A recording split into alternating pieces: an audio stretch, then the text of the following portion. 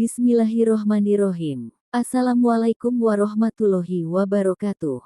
Syukur alhamdulillah kita dapat bersama kembali di channel Nur Hidayah. Semoga kita semua senantiasa ada dalam lindungannya, diberi kesehatan lahir dan batin, dimudahkan dalam setiap urusan dunia dan akhirat. Amin ya robbal alamin. Sahabat Nur Hidayah yang dirahmati Allah. Hati adalah pusat kehidupan batin manusia. Dari sanalah lahir niat, keinginan, cinta, bahkan kedekatan kita dengan Allah. Namun sayangnya, hati kita seringkali terkotori oleh dosa, iri, dendam, ria, atau kesibukan dunia yang melalaikan. Lalu, bagaimana agar hati ini kembali bersih? Bagaimana agar hati kita semakin dekat dengan Allah, Sang Pemilik kehidupan? Simak dengan saksama, karena mungkin inilah jawaban yang selama ini kita cari. Ke-1, mengenali hati yang kotor. Sahabatku, ciri hati yang kotor itu bukan selalu tampak dari luar. Tapi kita bisa merasakannya. Hati terasa sempit, gelisah tanpa sebab, mudah marah, sulit bersyukur, bahkan jauh dari rasa nikmat saat beribadah.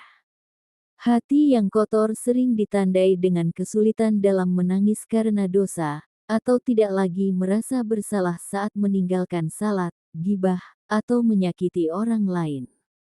Ini tanda peringatan bahwa sudah saatnya kita membersihkan hati.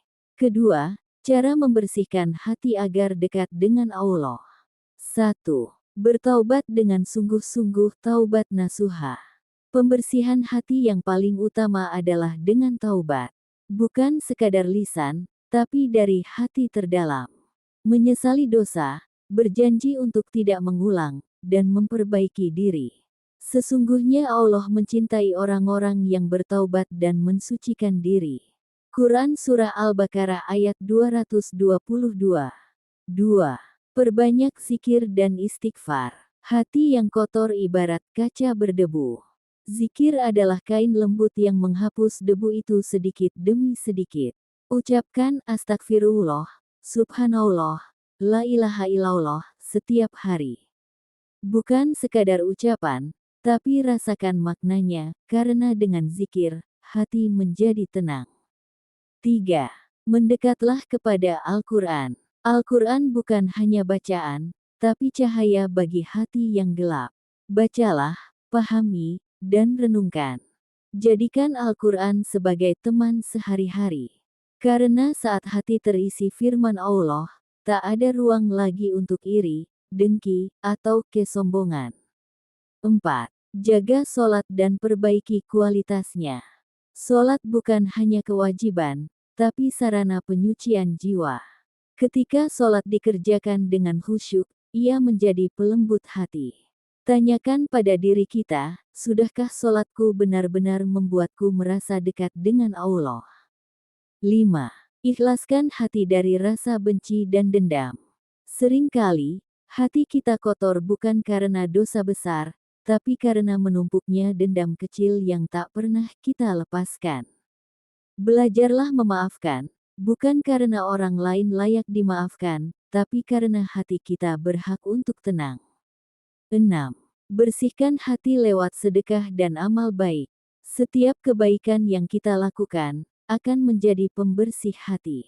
Senyum, menolong sesama, menyantuni yang lemah, semua itu menyucikan hati kita dan mendekatkan kita kepadanya. 7. Menjauhi maksiat yang menggelapkan hati. Seperti air bersih yang terus dicampuri lumpur, jika kita tidak menjaga dari maksiat, sekeras apapun usaha kita, hati tetap keruh. Jaga pandangan, jaga lisan, dan jaga niat, karena semua itu adalah pintu masuk penyakit hati.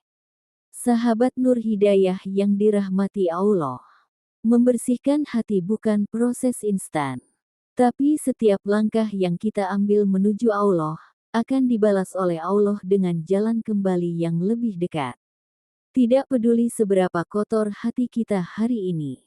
Allah Maha Pengampun, Maha Penerima Taubat. Yang penting adalah niat kita untuk berubah, dan ketekunan untuk terus melangkah.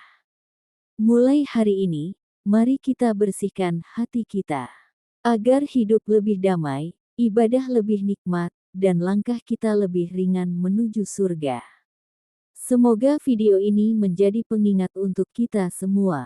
Jangan lupa untuk like, share dan subscribe untuk mendapatkan konten penuh makna lainnya. Wassalamualaikum warahmatullahi wabarakatuh.